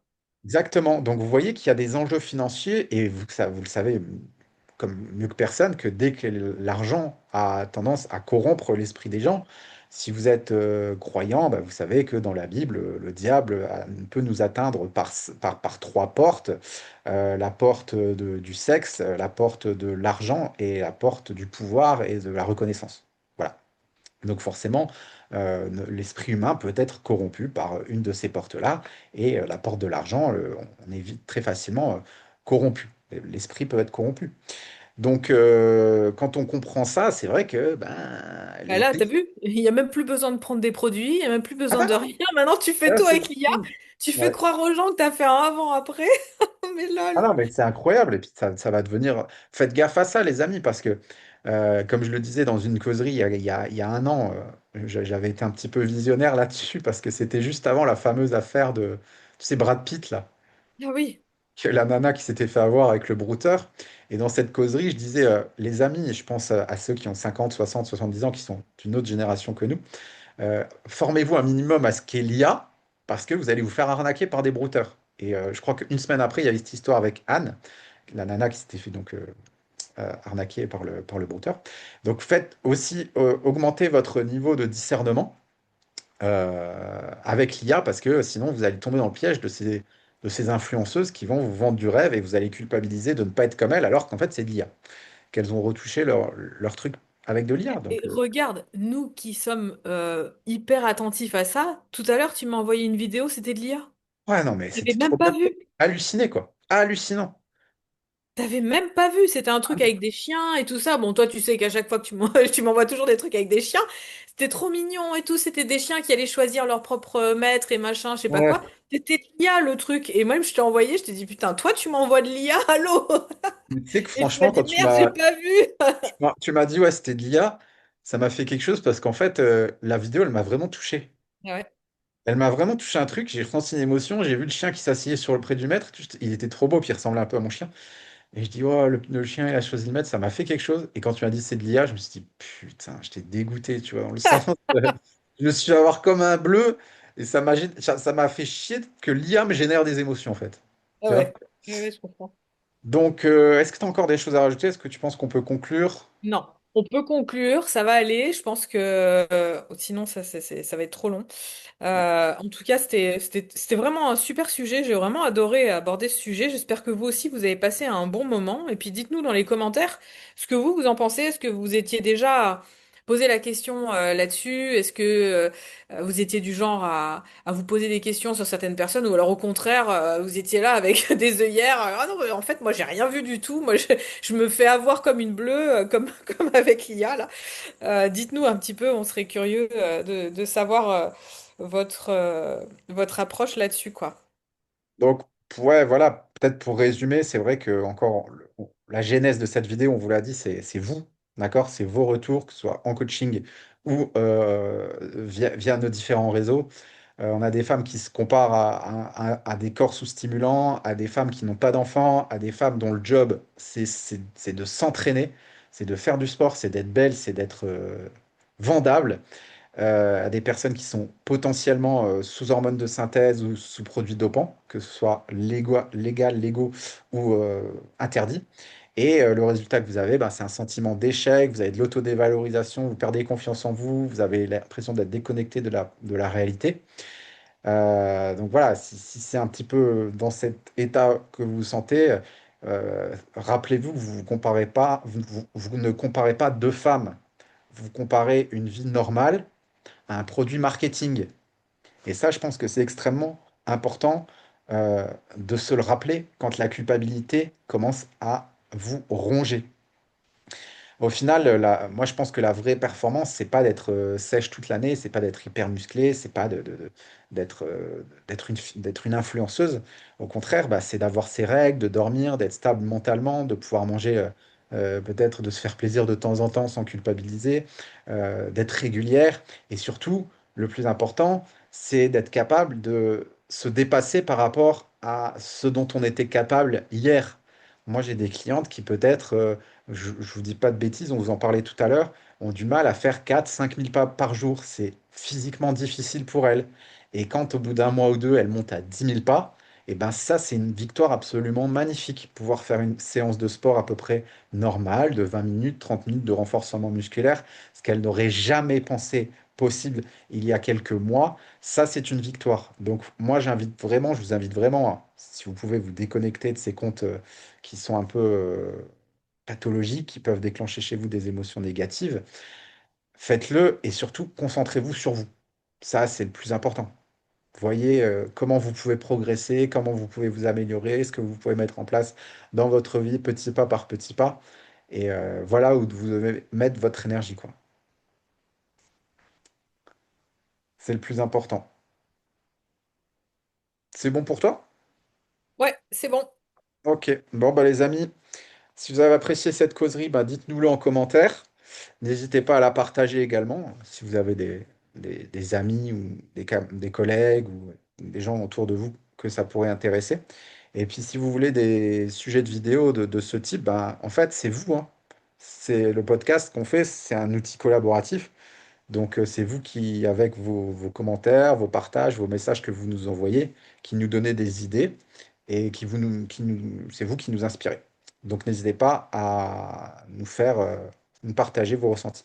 Voilà, les amis, ben, on vous dit à très bientôt pour un À nouvel très épisode du podcast. bientôt. Ciao tout le monde. Salut!